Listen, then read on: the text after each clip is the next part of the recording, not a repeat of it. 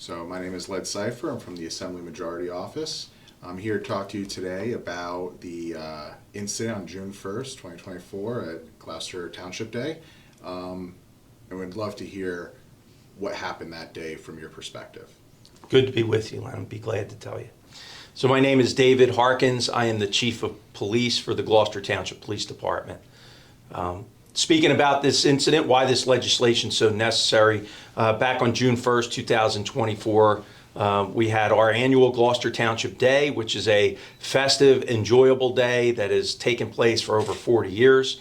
It is a day filled with entertainment, rides, food, vendors, and I had been going to this event since I was a teenager, and also have been being a police officer for 29 years, had worked this event many times from a patrolman level all the way up to a commander's level. And we've always, had the typical safety issues, traffic, juveniles acting up, but nothing ever of any danger or any violence. We've never had any violence at these events. So what we encountered this year was something like we've never seen.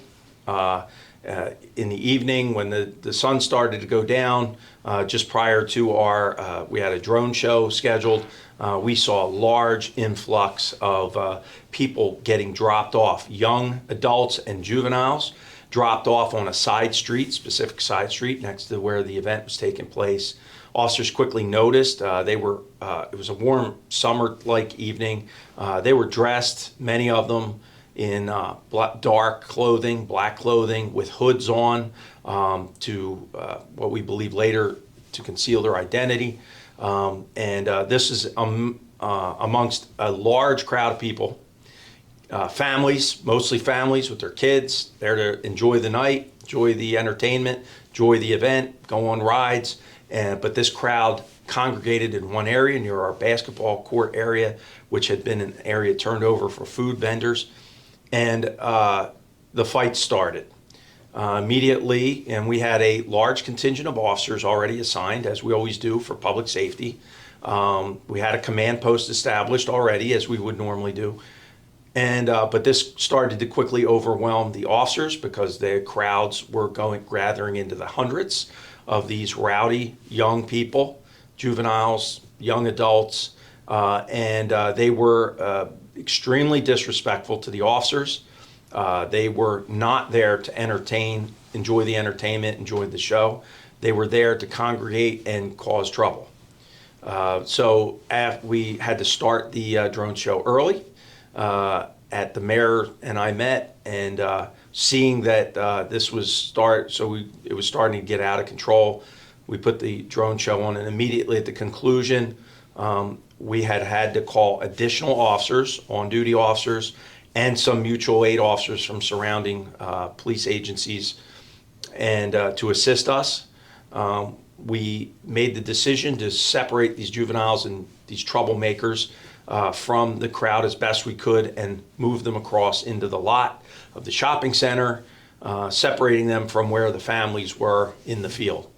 That's when, quite frankly, all hell broke out. They were fighting each other, assaulting people walking by, other young men and women that were walking by. They were completely disruptive, disregarding the lawful orders given by the officers. They were trying to intimidate the officers. They were trying to, just create all kinds of havoc. We had to call in additional officers from throughout the region. We were trying to make arrests, as we did. I believe we made a total of 11 arrests that night. Later we made more. We had people assaulted. We had one adult from Camden who was on a bicycle who came to the event and purposely ran into the back of one of our officers who had his back to him, and it's happened right in front of me.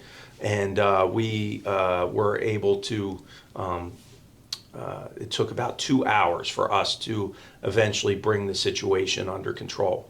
I had never seen in my almost 30 years as a police officer this type of behavior occurring. Never had a deployment like this. We had to call in additional officers. we're 136 full-time officers. We had called in 68 of them. So it was a large percentage, almost half the agency. Our special response team had come in. We had agencies from throughout Camden County. We had to call an EMS task force to be prepared for the injuries. We had several people that were injured. We had people that were pepper sprayed. It was just an event that I never want to experience again. They pretty much ruined a family-oriented event. And it is, as the investigation continued thereafter, it was clear to us that they had targeted this event, used social media, used means to come to congregate at this event to cause trouble, for the sole purpose of causing trouble. Fight, one group fighting another group. And they were concealing their identities on purpose. We also became aware that there were some juveniles whose parents had dropped them off or sent them off in a ride share and dropped them off there. And this was part of the difficulty, getting them dispersed. There was nowhere for them to go. The parents, we believe, knew that they were going there to partake in these types of activities.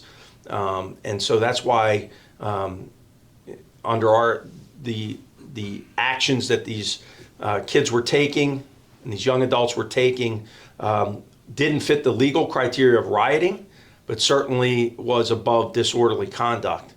And that's why, meeting with the legislators, the need for an additional caveat, another listing in the crime in the law to address this, because this was more than, it was just slightly legally less than rioting, but it was more than just a simple disagreement, disorderly conduct fight. This had an organization part of it. They used social media to organize this, to create this type of havoc. And the impact on this community is significant. We're not going to have a nighttime event. The event's going to end sooner. I could tell you that other municipalities, other communities throughout the area, Washington Township, Pennsauken, they had the same type of activity, where they had to cancel their fireworks shows. They had to cancel other events. They had to cancel things in fear. Police chiefs that I'm aware of throughout the region were recommending to their governing bodies to not have these types of events because the danger to the community was that great, danger to the officers. The officers that responded that night, I couldn't be prouder. I was right there. I was there with them. I saw them in action. They made arrests as they needed to for the real troublemakers we were trying to target. Quite frankly, if we had more officers, we would have been making more arrests, but we had limited resources to protect ourselves. But the restraint that they showed, the professionalism that they showed, made me very proud of their actions that day. And two questions. One, from the policing side of things, how do these police officers now reconcile dealing with juveniles, young adults, where they're doing things that would generally be adult crimes? Sure. And how do they respond to it now comparatively from what was happening before? So this phenomenon of using social media to organize is relatively new. It's an obstacle that it's a challenge for us to overcome. That's part of the training aspect, I think, is some of the legislation that's being put forward to try to get that improved. Again, the instant communication that we have with our social media, cellular devices, things like that, make it difficult for us to say in front of preventative actions that we could take.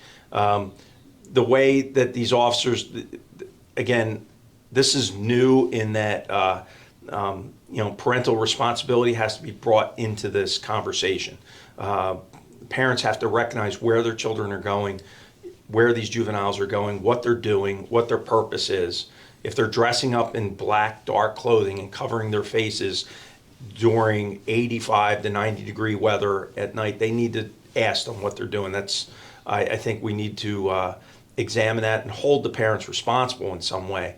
Again, it's a phenomenon that we just haven't really seen. We've seen it at our shore communities in New Jersey, where havoc is being caused and it's affecting families, events, and just the things that we enjoy and become used to, and we're going to adjust to it. Speaking on behalf of law enforcement, it's something we're not going to tolerate. We are going to use the law to the best of the ability to prosecute.